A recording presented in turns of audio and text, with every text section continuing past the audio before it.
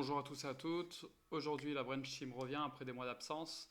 Là, je voulais juste faire un update sur le marché des cryptos. Alors, comme vous avez vu hier, on a eu un gros événement de liquidation hier, avec un record à plus de 2 milliards de dollars qui a été liquidé. Il y a eu plus de 500 000 traders qui ont été liquidés en 24 heures.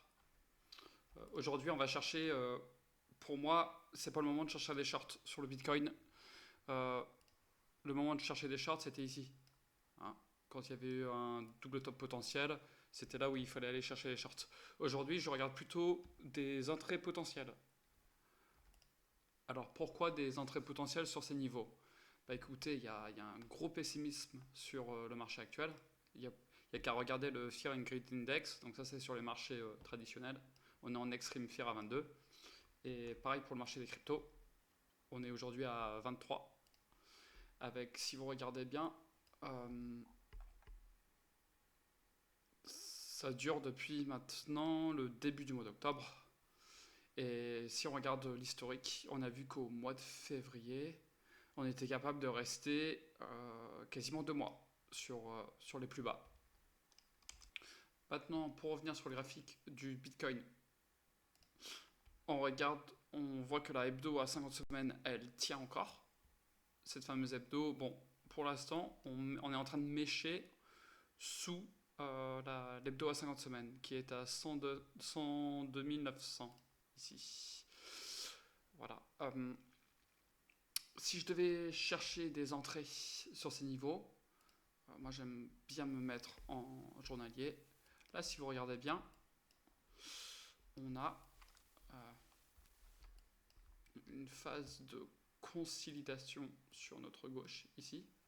Donc là, on pourrait typiquement, par exemple, définir un range. Donc on va essayer de revenir en arrière. Ici, on se met en unité de temps plus petit. Ça, la moyenne hebdo à 50 semaines, j'en ai plus besoin. Et là, on va pouvoir tracer notre range potentiel ici. Alors ça, c'est pour pouvoir définir mes zones d'entrée en fait. Donc là, je suis en train de me dire, ok, vu que le marché, on ne sait pas encore où est-ce qu'on va aller, hein, il y a quand même encore beaucoup de pessimisme sur le marché actuel. Je vais me donner 3 chances pour pouvoir entrer sur le marché. Voilà, hop, le replay, on peut l'arrêter. Alors, soit on va venir entrer, chercher des entrées ici, hop, là, et donc du coup on chercherait l'entrée là.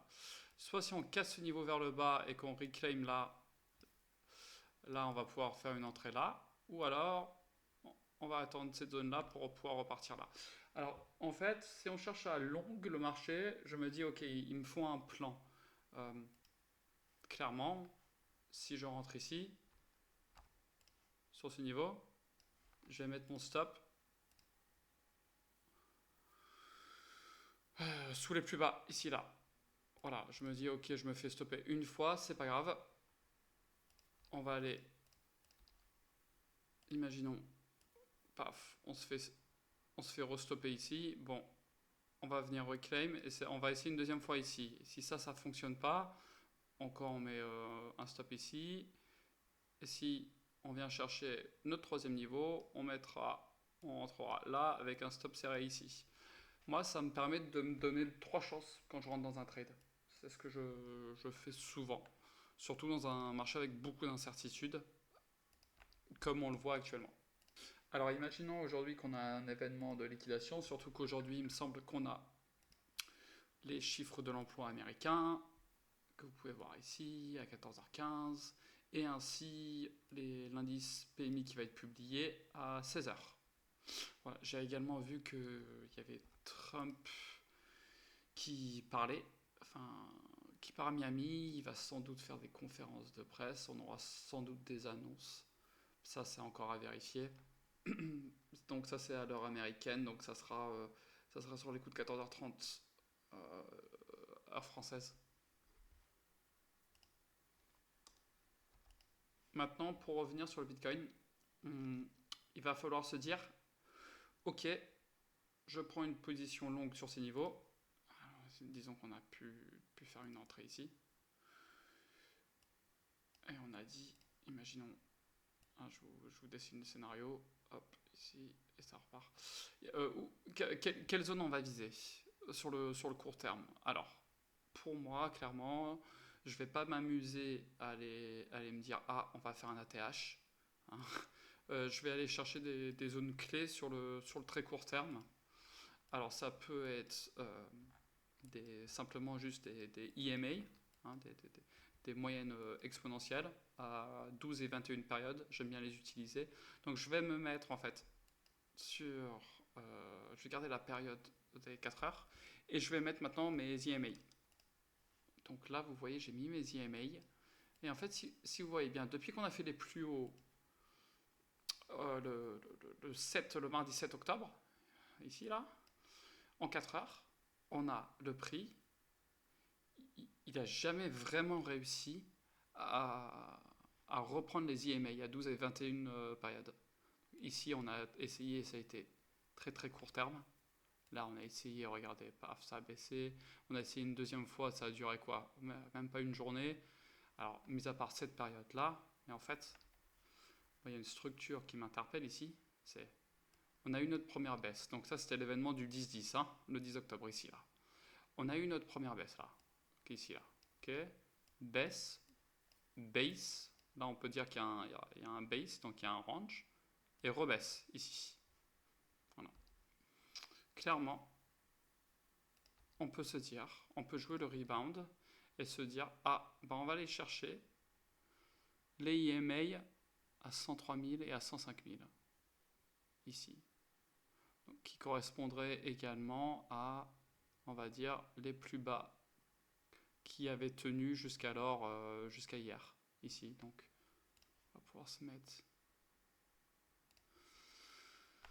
Je vais la mettre en bleu. Hop. Ça nous fait un RR à 3, de 3, qui est pas mal. Donc un trade à 7% sur le Bitcoin, si jamais ça se présente. C'est pour cette raison-là que je vous dis aujourd'hui que moi je vais chercher les longues, parce qu'en fait, le moment de shorter, c'est pas ici. C'est pas sur cette cassure-là. Il fallait shorter ici quand on perdait, on va dire, ces fameux EMA. Là, on aurait pu short, ou on aurait pu très bien short ici, à la cassure du base qui était là. Et en aucun cas, je vais aller chercher des shorts là. Il y a une autre stratégie, alors je vais vous montrer un peu mes secrets. Il y a une autre stratégie qu'on aurait pu utiliser, c'était celle-ci. Je vais revenir en arrière.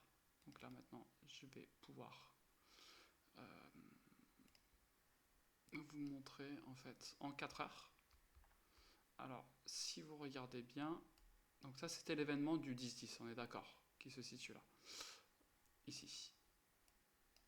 Avant la grosse mèche qu'on a eue, donc cette mèche-là, là, qu'on voit là, ici, là, cette bougie-là, qui a été monstrueuse. Avant cette baisse, on a fait un plus bas en 4 heures, ici.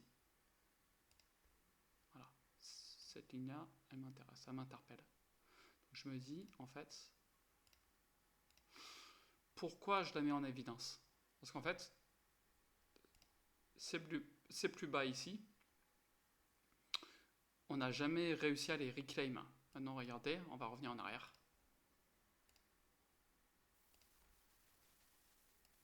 Je vais me mettre en 15 minutes pour que vous puissiez bien voir. En 15 minutes, on va play. Hop. Donc si on devait chercher un short, c'était ici, regardez. Sur cette ligne-là rouge.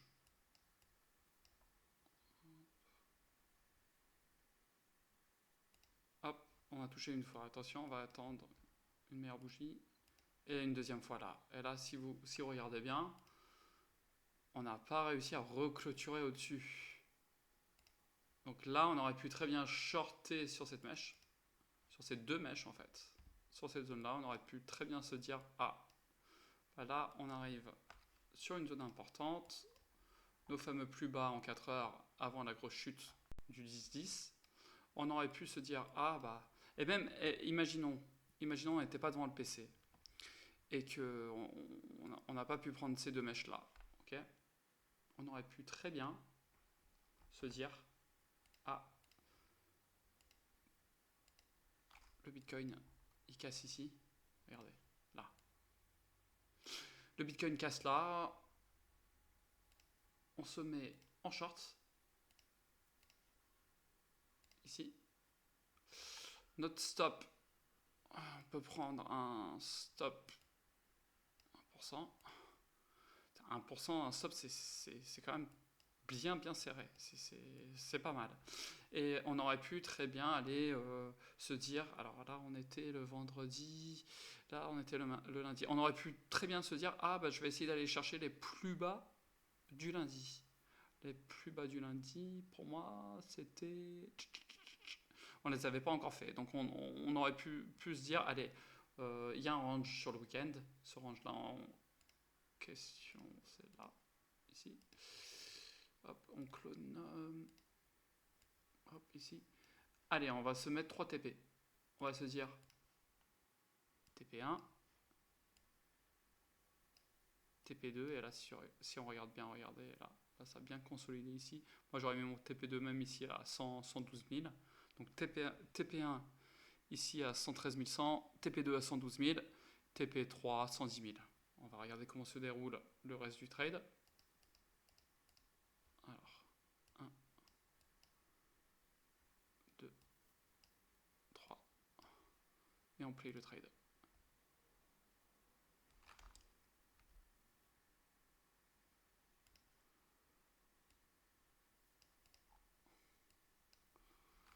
Alors, on va se mettre en 5 minutes pour aller plus vite.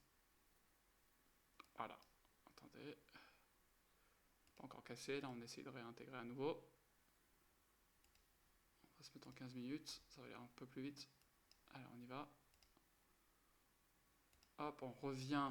On n'a pas réussi à casser encore, hein, cette fameuse zone des 115 800.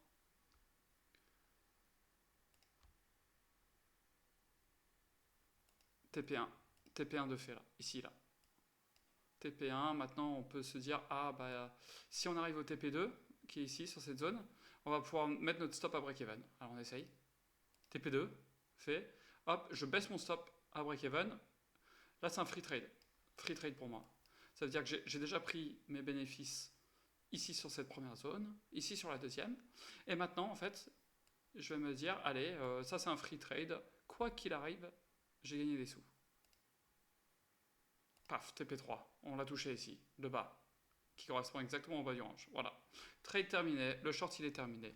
Alors pourquoi? Il y avait une deuxième raison pour laquelle je surveillais cette zone des 115 800. C'était, on se met en mensuel. Alors attendez, je vais juste faire un nettoyage sur le graphe maintenant. Hop, pour bien vous montrer. C'est pas grave, ça peut rester, je nettoierai après. Hop. Cette fameuse zone des 115 800, si vous regardez, en mensuel, en fait, on n'a jamais clôturé. On n'a jamais clôturé au-dessus des 115 700. Et c'est ça qui m'a permis de me dire sur quelle, si on a raté du coup le short du 10-10, sur quelle zone je vais pouvoir reshorter. Voilà. Ça a été un peu ma deuxième validation. Alors aujourd'hui, je vous disais que je cherchais des longues sur le marché. Alors, moi, ce que j'aime bien faire, c'est aller jouer les bêta plays. J'ai vu que sur la baisse d'hier soir, on a vu que Aster avait très bien tenu. Aster, qui est le fameux DEX backé par CZ. Et donc, si on regarde en termes de valo, Aster aujourd'hui a une valo à 9 milliards de dollars. Quand tu regardes son concurrent hyper liquide, il me semble qu'on est à 40 milliards de dollars FZV. Voilà. Donc, il y a Hype aussi qui a assez bien tenu sur la baisse. Mais Aster, je pense que ça va être très bien soutenu par CZ. Il a tweeté dessus en disant qu'il avait acheté à titre personnel il y a encore quelques jours. On a également vu qu'ils ont mis en place un outil de privacy dessus qui permettrait en fait aux traders qui tradent des gros montants de cacher leurs ordres et surtout d'être anonymes vis-à-vis des transactions publiques, en fait. Donc ça veut dire que on va pas pouvoir voir à quel ordre, à quel prix ils ont mis leurs ordres, et donc du coup on va pas pouvoir les hunt, on va pas pouvoir chasser les traders à gros levier. Je pense que Aster, surtout avec le narratif qu'il y a autour du privacy, Aster aujourd'hui a une belle carte à jouer. Le moment de long Aster, c'était peut-être sur les plus bas de lundi. Donc on aurait pu très bien prendre, alors si on se met en journalier, je vais vous la faire courte, mais les plus bas du lundi, c'était ici, hop, ici. On aurait pu se mettre en replay là, et en fait le moment de chercher des... Donc là maintenant on va regarder la baisse d'hier, donc là en fait c'était... Voilà, ça c'était les plus bas de lundi qui ont été faits voilà. Donc hop, hier on a eu... Je suis allé trop loin. Mais hier, on a eu donc cette fameuse baisse, et si vous regardez bien, Aster a quand même bien tenu par rapport au reste du marché. Mais on aurait pu très bien faire une entrée sur les plus bas. Là, ici, le reclaim. Là, on aurait pu tenter un trade et se dire, ah ok, je vais long ici. Je peux soit jouer mon stop short ici à 3-4%. Et se dire, allez, je vais chercher quel niveau? Je vais aller chercher, alors soit les plus hauts de lundi, sur le premier niveau, moi, qui m'interpelle ici, ça va être, ça va être ici, là. Ça, c'est un premier niveau, là. Les 97 centimes. Je sais pas si on les a déjà fait, je pense que oui. Ah, trade fait, tu vois, ici, 90. Ok, là, maintenant, à l'heure actuelle, si je devais aller chercher un long sur Aster, ça va être... Peut-être qu'on peut essayer de trouver l'open journalier. Donc l'open journalier, je ne sais pas combien il a été fait. On a ouvert à 91 centimes, c'est ça? Ok, donc je vais me dire, allez, à 91 centimes, je me mets en low time frame. Et là, je me dis quoi? Je me dis, on va tenter une entrée ici. Peut-être qu'on va aller chercher un peu de liquidité ici. Ah, ouais, ça me plairait ça comme trade. Par exemple. Tiens, hop, je rentre ici en fait. Imaginons, on redescend et on se dit, allez, premier trade là, première entrée ici. Et si, imaginons qu'on arrive à tenir les plus bas, je sais pas combien ils sont les plus bas. Donc imaginons qu'on rentre ici, j'ai envie d'avoir un stop assez serré quand même. Allez, on va dire 3% de stop. Ok. Donc on long là avec 3%. Et on se dit, imaginons que la charte, elle repart. Avec un Bitcoin qui tient. Et ben on pourra rajouter ici encore. Donc notre moyenne, ça augmenterait notre moyenne ici. Hop. Pour aller chercher, là on peut très bien par exemple se mettre des fameuses 12-21 IME en 4 heures. Et en 4 heures, on a un premier objectif à 95,5. Donc ici, je vais pouvoir le mettre en violet ça, comme ça on va pouvoir re-rentrer en lower time frame pour regarder. 95,5 et l'autre à 98,6. Donc maintenant je peux me mettre en lower time frame. Ça, j'en ai plus besoin. Hide. Et là, donc, on a notre premier objectif ici. 98. Et le deuxième, donc ça serait mon TP1 sur Aster. Et mon TP2, il serait à 98, ici. Voilà, c'est ce que je surveille moi aujourd'hui. Je vais essayer de faire des updates assez régulièrement. Je vais voir si du coup cette vidéo elle a un peu d'intérêt. N'hésitez pas à me faire des commentaires. En aucun cas cette vidéo correspond à du conseil financier. Hein. Vous faites-vous votre propre recherche et votre propre avis sur le marché. Mais je pense qu'on arrive quand même sur un moment assez critique où, dans un premier temps, les États-Unis sont en shutdown. Donc on a les US qui doivent réouvrir, les vannes de liquidité également, parce qu'ils ont leur dette à refinancer. Et dans un deuxième temps, on voit qu'il y a des signaux positifs avec la Chine. Hein. Là, si je regarde, je retourne sur Twitter, je regarde ce matin, je vois que la Chine, elle a allégé ses tarifs douaniers par rapport aux Américains. Donc la Chine suspend pour un an les tarifs supplémentaires de 24% imposés en avril. Donc pour moi, ça c'est quand même des signaux qui sont... On a un pessimisme global sur le marché des cryptos. Et on sait que la crypto est très corrélée aux liquidités hein, du marché. On a, on a ça, on a les indices américains qui ont un peu tremblé cette nuit. Je pense que ça va repartir. On a Trump, j'ai vu que Trump hier il avait fait une annonce sur la crypto. C'est pas Trump, mais son. Ouais, donc on a la Maison Blanche qui a défini qu'il voulait vraiment mettre à terme la guerre contre la crypto, l'industrie de la crypto qu'on a eu sous Biden. On a quand même plusieurs signaux positifs qui pourraient signifier que le Bitcoin repartirait. Hein. Là, je vous montrerai ça dans un second temps, là, un autre outil que j'utilise là pour essayer de trouver les bêta plays sur le très court terme.